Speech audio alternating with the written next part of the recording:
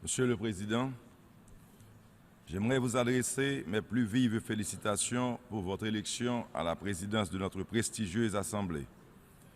Votre expérience éprouvée des questions internationales, conjuguée à vos brillantes qualités personnelles, augure du succès des travaux de cette session de l'Assemblée générale. En cette année charnière, où l'organisation célèbre son 70e anniversaire, qu'il me soit permis de saluer l'action du secrétaire général des Nations Unies, M. Ban Ki-moon, et de m'associer à l'hommage unanime dont il fait l'objet pour son engagement dans la promotion de la paix, du développement durable et dans la lutte contre le changement climatique. Le peuple et le gouvernement haïtien lui sont particulièrement reconnaissants de l'esprit de solidarité qu'il a toujours témoigné à l'égard d'Haïti, de sa lutte constante pour la consolidation de la démocratie. Monsieur le Président, dans un monde où l'interdépendance planétaire requiert des réponses globales aux problèmes locaux, pour reprendre l'expression de sa sainteté le pape François, le défi qui se pose à l'ONU aujourd'hui est de se réinventer, de se réformer et surtout d'être porteuse d'une nouvelle vision de notre avenir à tous. Une vision capable de raviver la flamme originelle et de ressouder les États membres autour d'un grand dessein collectif axé sur le socle de valeurs fondamentales sur lesquelles s'est construite notre organisation. Il y a lieu à cet égard de se féliciter de quelques percées diplomatiques récentes qui apportent des lueurs d'espoir dans les relations internationales.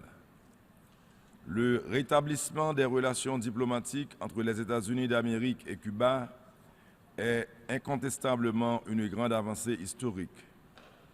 Il permet d'envisager les relations hémisphériques avec plus de sérénité. La République d'Haïti ne peut que s'en réjouir.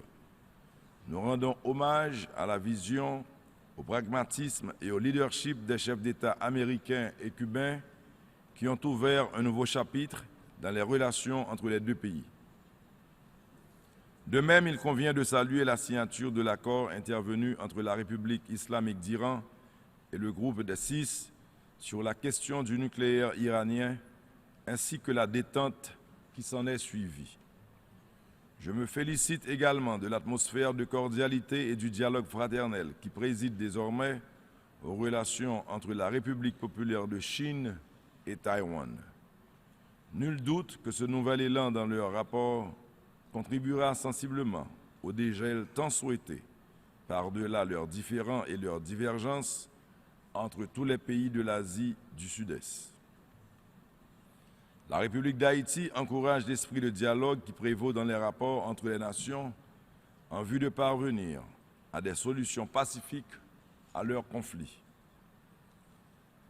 La crise syrienne est un véritable affront à la conscience de l'humanité. Des entités non étatiques étendent quotidiennement leur emprise, se livrant, notamment en Irak et en Syrie, à des atrocités insoutenables contre les populations civiles et à des destructions de sites du patrimoine culturel mondial. Ces menaces d'une ampleur et d'une gravité exceptionnelles interpellent la communauté internationale. Nous ne saurions nous dérober de l'obligation d'adopter toutes les mesures collectives nécessaires pour garantir la sécurité internationale et le respect des droits de l'homme. Nous devons redoubler d'efforts afin de nous opposer avec détermination à la barbarie des entités terroristes et aux comportements criminels qui mettent en péril nos valeurs communes. Il ne saurait y avoir de paix ni de sécurité véritable si la communauté internationale fait montre de faiblesse à l'égard de ceux qui portent atteinte à l'ordre public international. Il va de soi qu'on ne peut espérer de réponse efficace aux défis planétaires de notre temps sans une réduction du fossé nord-sud, sans une intensification de la lutte contre la pauvreté et sans une action résolue face aux crises écologiques qui frappent avant tout les pays les plus pauvres.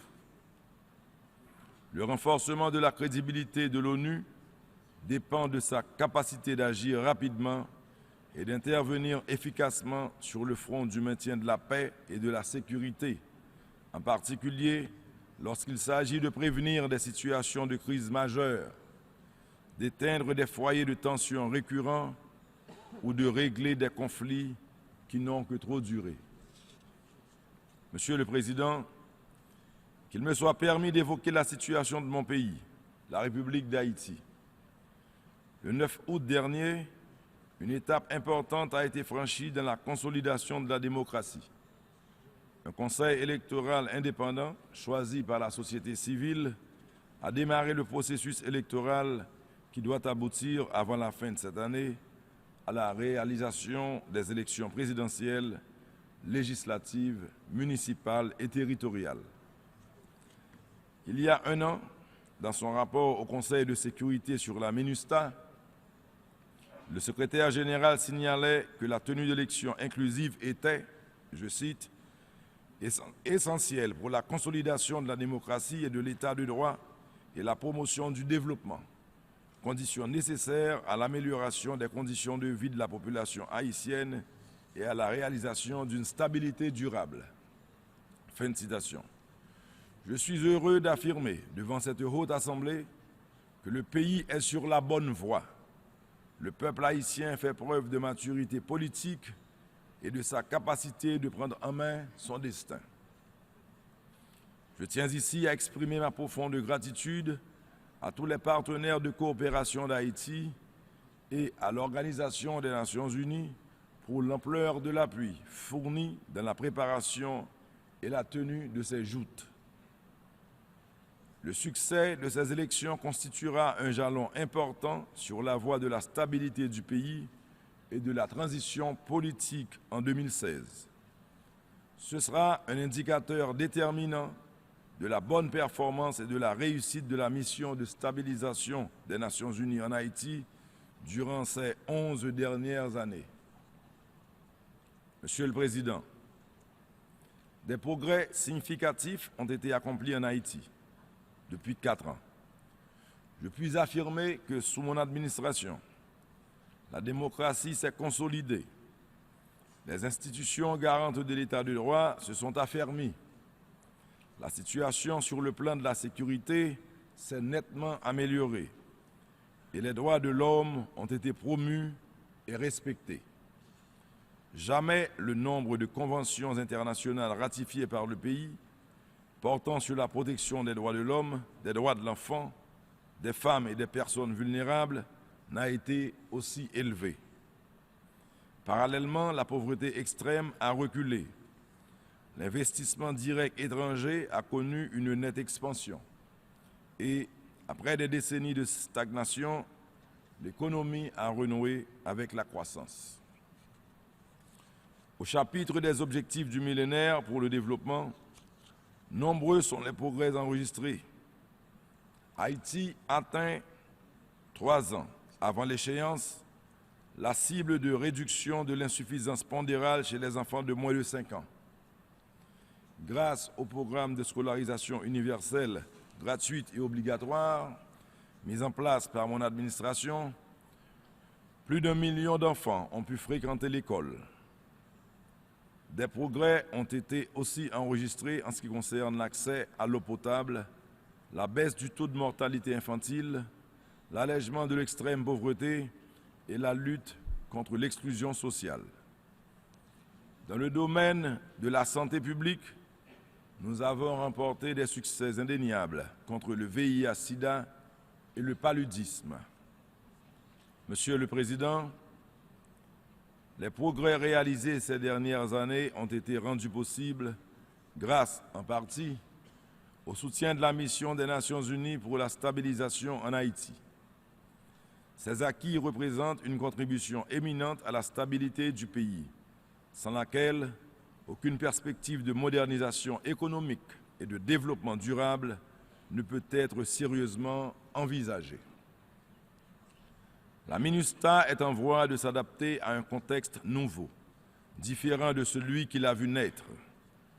Le gouvernement haïtien opte pour un plan de reconfiguration qui tient compte de l'évolution de la situation sur le terrain. Je réitère notre souhait de voir se poursuivre le retrait des effectifs de manière progressive et ordonnée. Le désengagement et le transfert aux institutions haïtiennes des responsabilités en matière militaire, de police ou de développement devront s'effectuer selon un calendrier concerté.